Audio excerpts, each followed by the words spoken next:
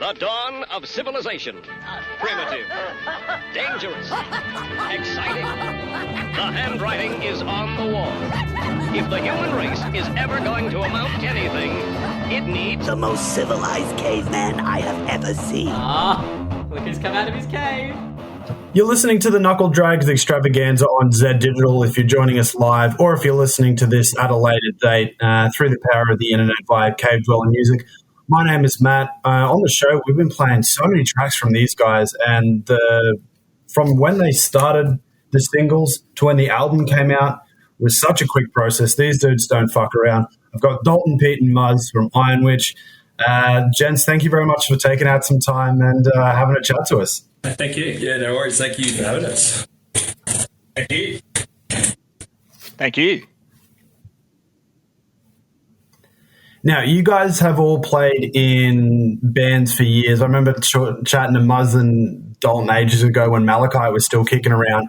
How did Irönwitch come about? Like, what was the genesis for this project? Well, we basically after Malachite kind of ended, we had a bit of a break. But then I guess we just started. We missed jamming together, So we just after about, what was it, like 8 or 9 months maybe after that, like sort of middle of 2018, we just started jamming again, and I don't know, it just all sort of happened. We all gelled really well songwriting wise. We're all good mates. We're all good mates. We love playing together and just yeah.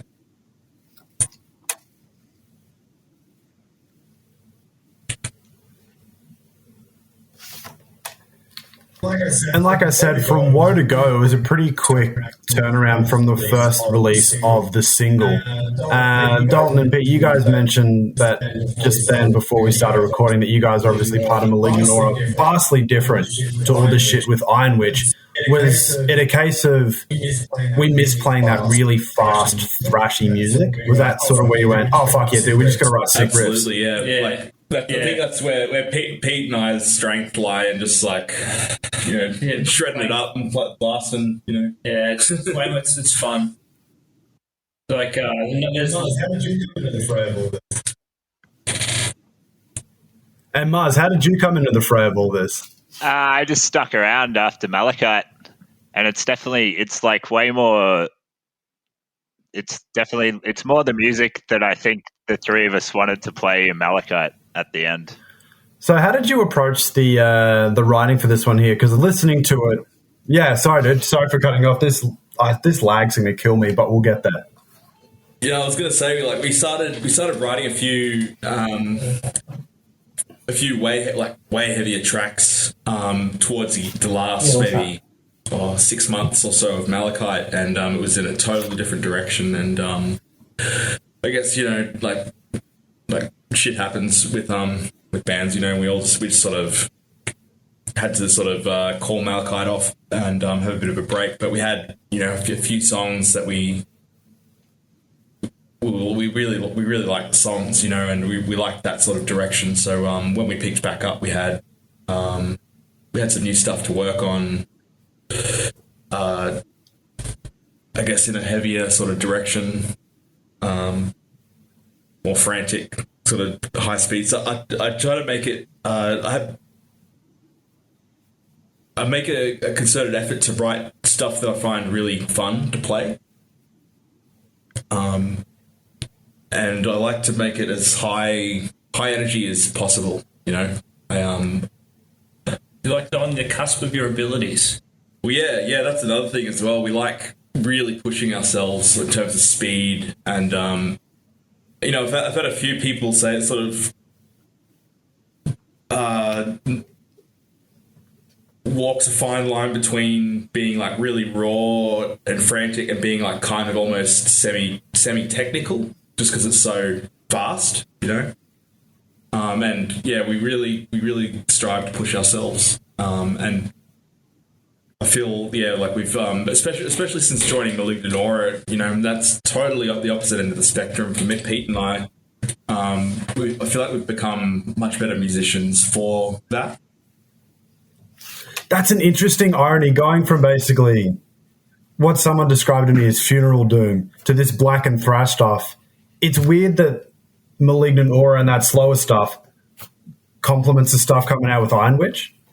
Yeah, like 'cause you have to really, really pay close attention to your timing. You know, when you're playing fast stuff all the time, you know, if you miss a little bit or like you don't sort of notice so much, but it just blends in. When you're playing really, really slowly and on the opposite end of the spectrum, like the slightest mistake is just huge, you know. And I feel like taking a step back and noticing on that end of the spectrum, you start to notice maybe timing issues when you're playing that fast, and you learn. Maybe that's not a good way to put it. You learn how to synchronize a bit better, you know? Yeah, because everything's so spaced out. There's so much room for everything to breathe. If you're off by a hair, it sticks out like dog's balls. Exactly. I feel like, especially for Pete and I, like that, having that approach has made us lock in a lot more with each other. And we were mentioning this before we started recording, but everything got done through Black Blood Audio and everything, and Pip did everything. It seems the more interviews that I do with Brisbane bands, the more you find that if there's a heavy record done in Brisbane, there's a fair chance it's been done through Black Blood. How did you guys find recording with everyone there? Brad. Yeah, Pip's the dude. He's the man, you know, like... It makes my drum sound better. if you're recording heavy shit in Brisbane, like he's, in my opinion, he's the guy to go to. You know, he's like everything's so chill and I don't know. There's just a really good vibe like in the studio. Like when recording with him, you know, he's got what's his dog's name? Yuki, yeah. Got Yuki's hanging out with us, and like, you know, yeah, I don't know. It's just really good vibes, really enjoyable. He's willing to try a bunch of different things. He's very very open to suggestions, but he also kind of takes on a little bit of like a producer hat at times, and will suggest maybe, you know, even if you've been playing these songs for like numerous years or something, he'll come in and just sort of, I guess, he comes in with a good, I suppose, being surrounded in so much other music, he comes in with a good producer hat with like a good context for suggestions. Yeah, he came with some good suggestions. He, especially with some of the vocals, he worked with Muzz pretty tightly. I thought. Yeah. He had some good ideas that panned out in the final product. Talk us through some of those ideas that he came to with you, Muzz. No, hello? Muzz? We lost him. I think we've lost Muzz. Hello? Sorry, my name's terrible. Yeah, we can tell. You're like real blocky. Your mouth didn't open when you spoke then. Have we lost him? Yeah, well, he just... We're just saying, we're just saying how it's pretty key to experiment and bring things in. No, we were just saying how Pip... vocally. How did you find... We were just saying how Pip is pretty keen to experiment and bring things in from other genres that he's worked with, and Pete was saying that he did a fair bit of work with you vocally. How did you find working with Pip? Yeah, he's great. I like working with anyone who's really relaxed, but like also professional. He's got good ideas vocally, I think. He pushed me to do some extra stuff, you know, like double tracking or even like the timing of some lines and stuff that he thought would sound better, and you know, like they. There goes my phone.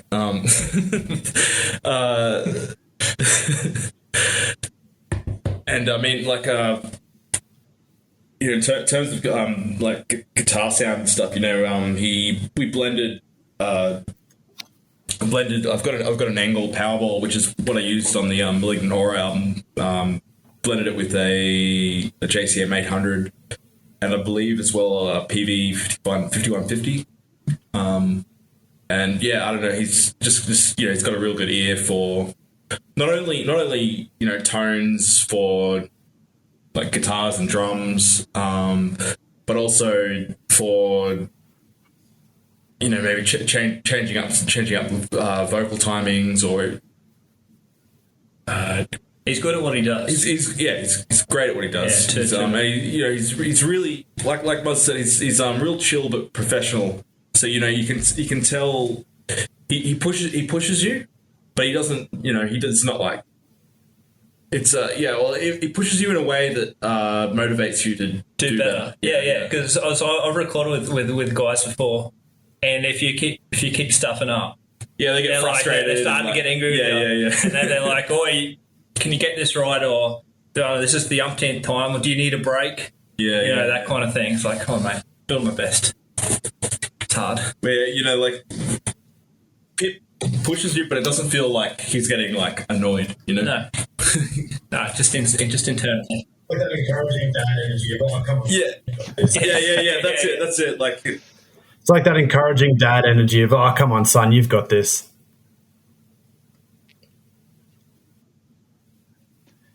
Yeah, it is like that.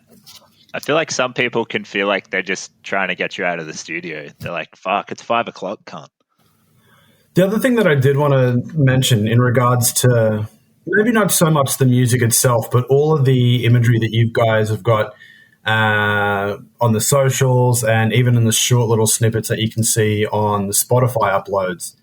There's a lot of war imagery. There's a lot of like conflict and that kind of stuff. Was that an approach that you guys came into? Like, to make it a derivative question, were you guys just listening to a shitload of Sodom when you were writing this stuff? I mean, they're one of our influences for sure. But yeah, I mean the band name in itself, it kind of connotes the two like main sort of imagery influences, which is like warfare and I guess like occult sort of witchcraft,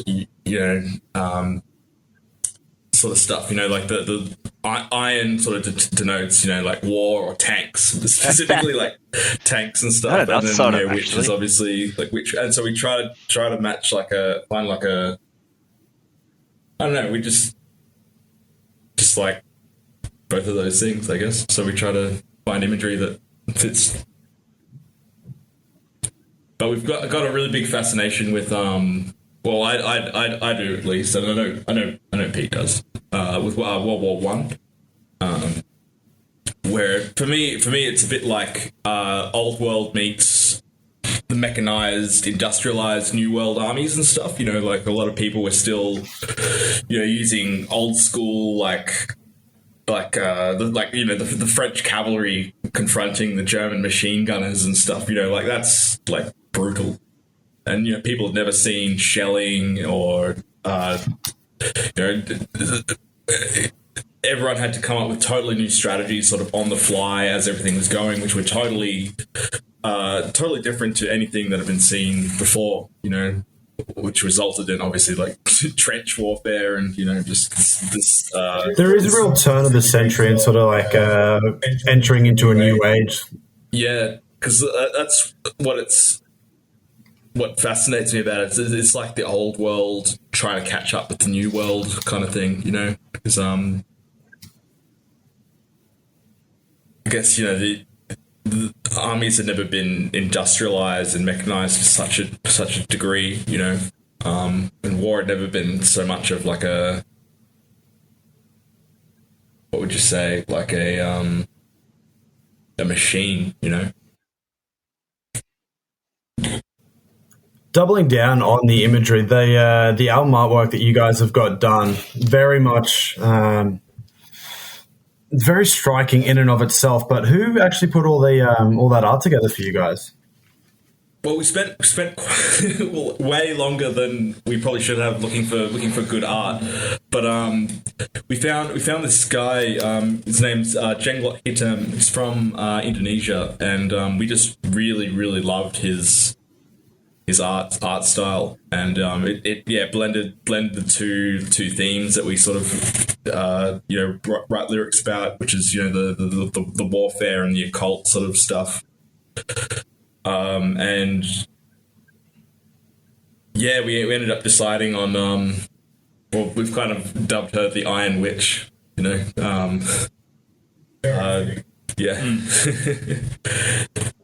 But that was just it was a piece he had for sale. We really liked it, so we It always surprises me how big and how thriving that sort of Southeast Asian heavy metal and even like hardcore scene is. Like I've seen, there was a documentary that came out a little while ago, and I know a few, in particular Brisbane bands, always make it a point to go up and do that tour through like Indonesia and Vietnam. Now that you guys have got a tie-in, are you looking at heading up that way? Yeah, I reckon. That'd be on the cards. For sure. Definitely on the cards. Old mate Muzzy with us here has done this tour that you're speaking of. Yeah, Muzz... he did South... where did you go, Muzz? Went to Java, I think. Yeah. Or like... You filled in for Caustic Attack? I filled in vocals for Caustic Attack in Java. I chose there. It was awesome.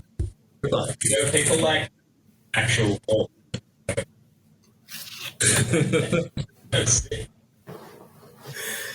How different are those shows over there than what your bog standard shows are in Brisbane outside having like that cool shit being brought in?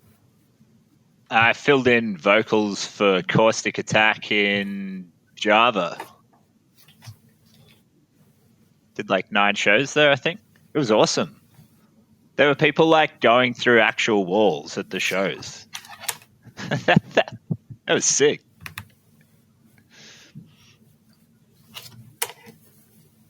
Well, there you go. Now you guys can bring the old Black and Thrash across there. Yeah. The shows, they're way more DIY, it seems. So I'm not sure how far... Well, it seems like bands will travel all over the country, but there's just so many. And all the scene seems to be... At least we were playing like standard thrash, right?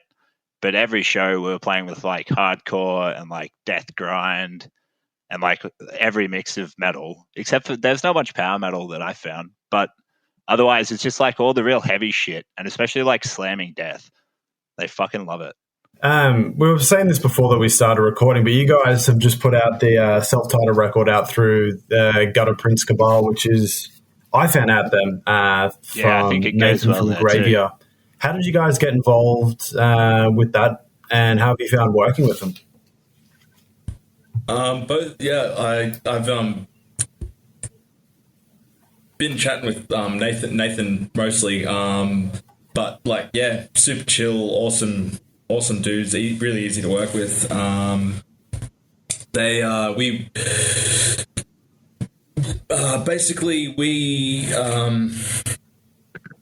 In terms of the release, we kind of self-released it digitally, and they're taking care of the like the CD, the physical release, because we were sitting on the album for maybe about 6 months, and we hadn't really made any progress in the name of labels, so we're just sort of like, screw it, let's just do it ourselves, and chuck it on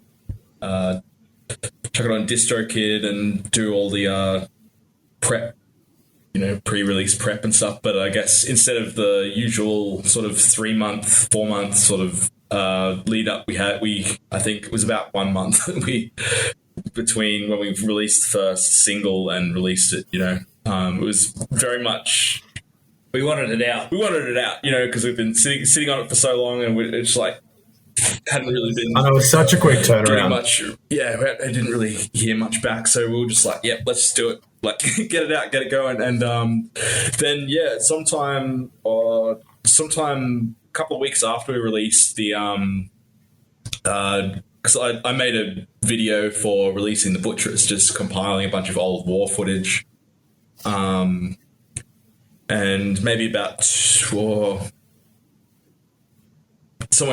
between 1 and 2 weeks after we dropped that, Nathan swung us a message and I guess was asking what we were going to do in terms of physical release, and we just went from there. Just started chatting and organising physical release, and what are they out? They should be finished pressed by Anzac Day, I believe, on the 25th of April.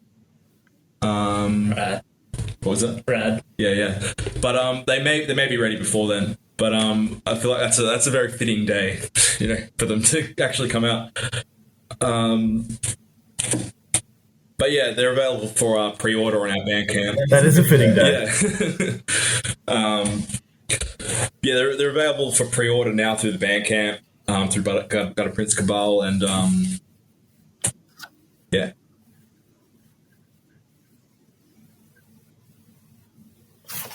So what was the reasoning for that delay, that 6-month delay between you guys finishing the record and then releasing it? Was it just trying to find a label, trying to find the right label to do it, and then by the end you guys hit the, nah, fuck it, let's just do it ourselves? Yeah, pretty much. It was just, we hit up a few labels and didn't really, it was sort of, they had... It wasn't for them.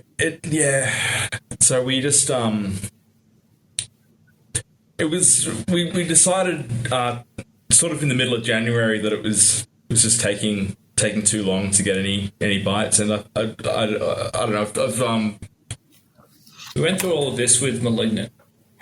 Yeah, and then I know from personal experience I didn't want to sit on the album any longer than we had to. I wanted to get it out there. We're really proud of it. And it was you that suggested let's just do it ourselves. Yeah, let's just do it ourselves. We don't need anyone else. At some point we probably will, but right now let's just get the album out there.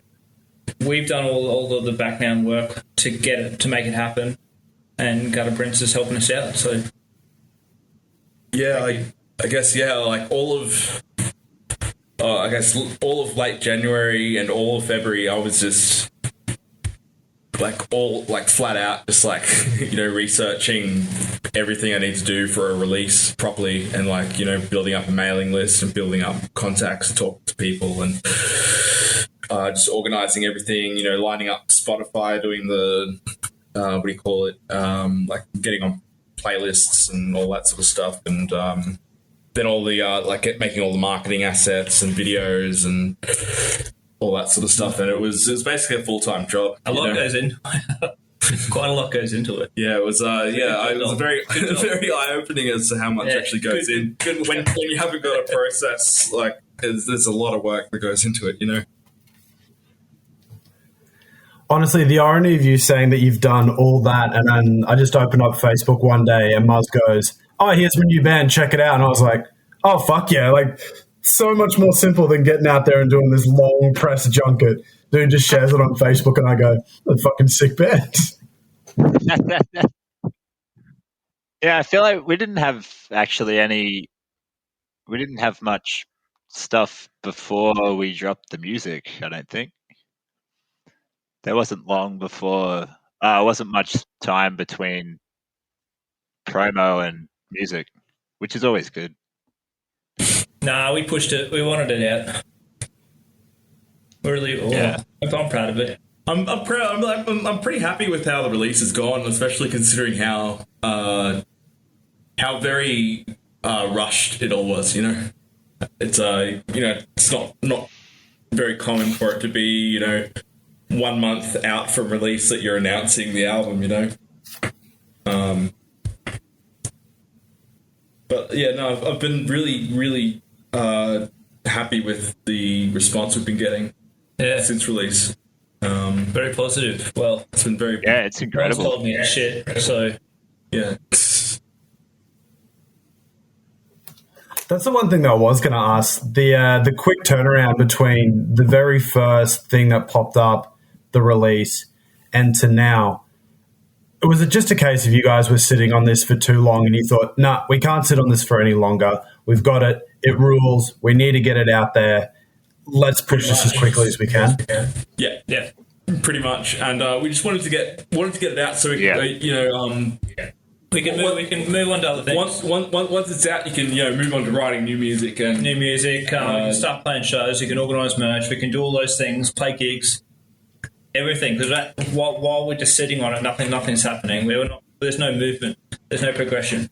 And we've had the strategy from the start that we don't want to start playing shows until we have something that we can show people. When, like, if someone comes to a gig and they're like, man, that band was sick, they'll have something to show someone else, or that they can listen to after the show and return to reminisce. So we've taken that strategy from the start, and I guess we just wanted to start gigging, start getting out there, and we just felt like, especially because of COVID and it just shut gigs down for like 2 years. That's like 2 years of extra time we've been sitting on this music that we couldn't really, do much with it. So it just felt like we needed to get it out.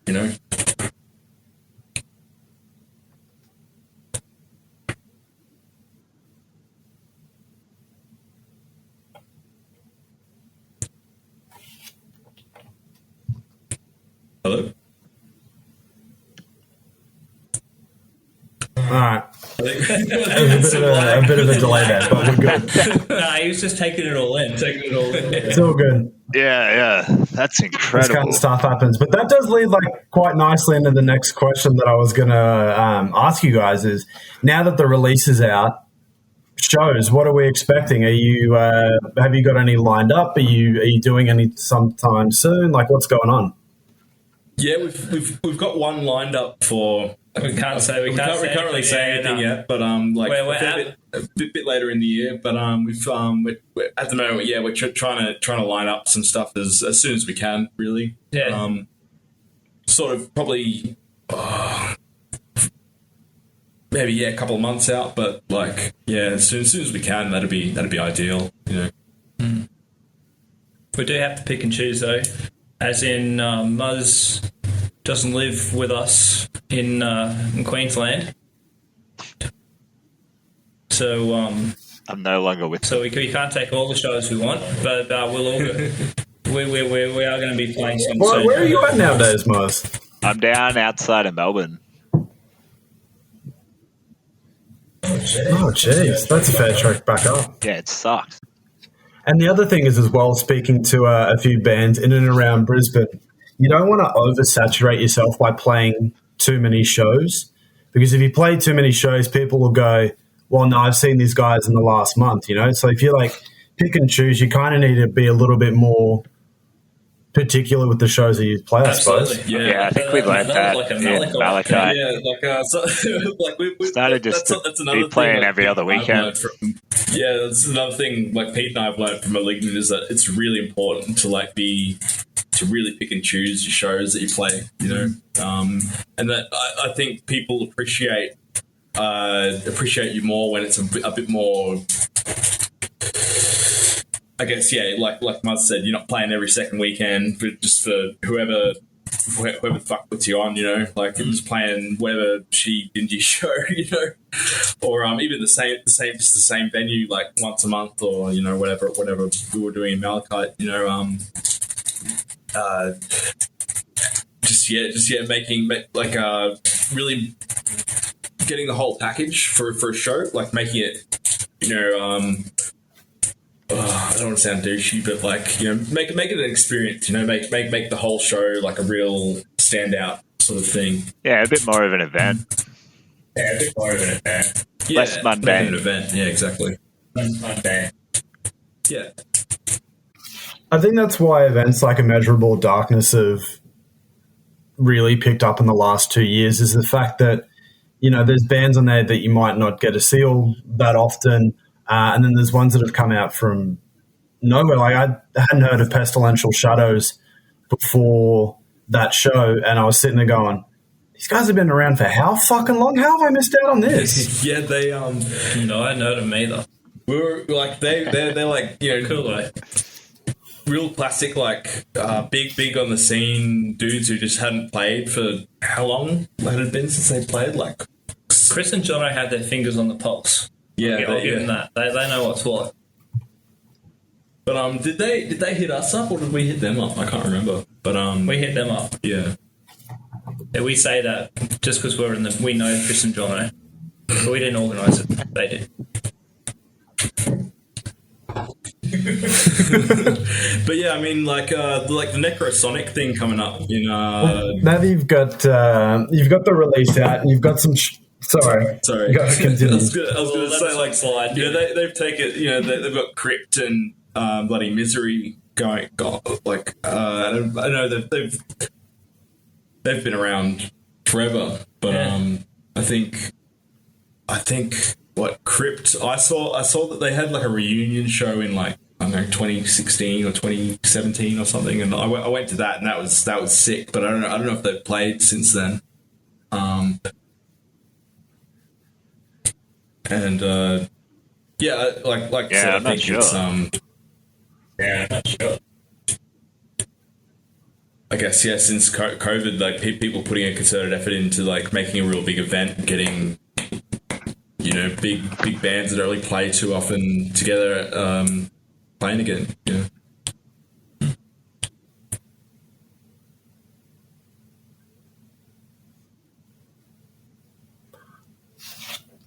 So we've got a handful of shows that are still under wraps at the moment. What else have you got lined up for the remainder of 2024? What's on the cards for Irönwitch? New music. It's going to come thick and fast. Yeah, we've Endless. Fuck yeah. Yeah, Yeah, we're working on it right now. working on some new songs already. Hoping to get something out like as soon as possible. Really, like that'd be ideal. Within Faster, like, heavier, more intense. yeah, I feel like Balls to the wall.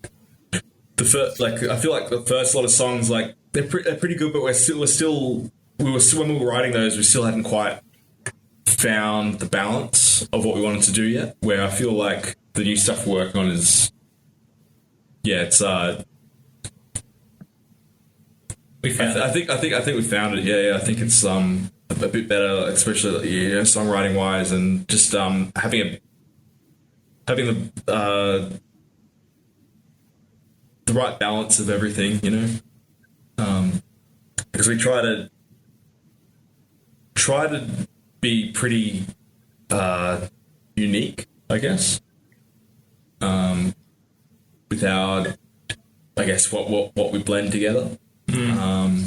We know what sounds to us like Irönwitch, so when we're writing music, if it doesn't have the Irönwitch touch or if it doesn't have the Irönwitch factor, it's like not like we've written a few other songs and like we play them and they're alright, but then like we just sit there and like look back at them and we're like that's not an Irönwitch song. It's not Irönwitch.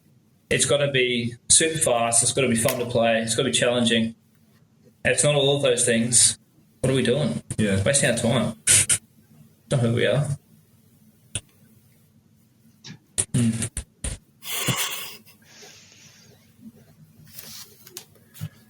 Well, I look forward to it. I look forward to the show, and I look forward to the new music coming up on the horizon. Just a bit of a side note, and it's something that I've thought about as the interview progresses. We've mentioned Malachite, we've mentioned Malignant Aura, but since you guys stopped being teenagers, have you actually ever played in a shit band? Because, like, the strike rate that I'm seeing is just incredible. I know. I like to. Thanks, man. Think about that one for a second. Well, yeah, I don't know. We Nah, no shit bands. Yeah, not here. Nah. None of them have made it to fruition, at least. No shit bands. I shit drums and some shit drums. I'll put it out there. This was for you, Chris, if you ever hear this. Shit drums. Stop telling me how to play. Chris, Tim, but not Irönwitch. None of that. These guys let me do what I want, so thank you. Thanks, guys. Thanks, no worries, man. I love it, gents. Thank you very much for taking some time out and having a chat to us. I really appreciate it. We've overcome the lag. We've overcome the internet nonsense, and I'll be keeping an eye out when the new stuff drops. And next time, when the debut show happens, I'll be there. Yeah, fuck yeah. Awesome. Thanks for having us, man. Yeah, Really appreciate it. you. Yeah. Awesome. Before we send you off, though, is anything that we haven't covered, anything that you guys wanted to bring up or spruik? If people wanted to get in touch with Irönwitch, check out your music, how'd they go about doing so? Yeah, I think our most there's, I guess, the Bandcamp, just Irönwitch, one word. As we found, there's a British sort of stoner rock band from like 15 years ago called Irönwitch, which is 2 words. The little dots. They've got, Yeah, I checked them out on Metal Archives the other week, and they're split up. The other week. They've split up for they split up for a while. They heard us. Like, how do we compete with this? They can't. That's the thing. So yeah, either just the Facebook or the Instagram. Bandcamp's probably the best spot for music. Got all the regular socials really, but probably Facebook or the Instagram. We have all the link tree. The music's which has, on everything, but you can order stuff off Bandcamp. It's got it's like because of the distro kid, where it's on everything. It's on all the streaming stuff, and got it up on Bandcamp, and Bandcamp's probably the best way to go. I think that's where you order CDs from, and we'll probably once we get some merch happening, we'll put the merch on there as well. And the pre-order for the physical releases coming out through Gutter Prince Cabal, is there a cutoff date for that? No, it's just pre-order it until it's available. Then it's just a regular order. It's $12. Dollar Dazzler. Yeah, exactly.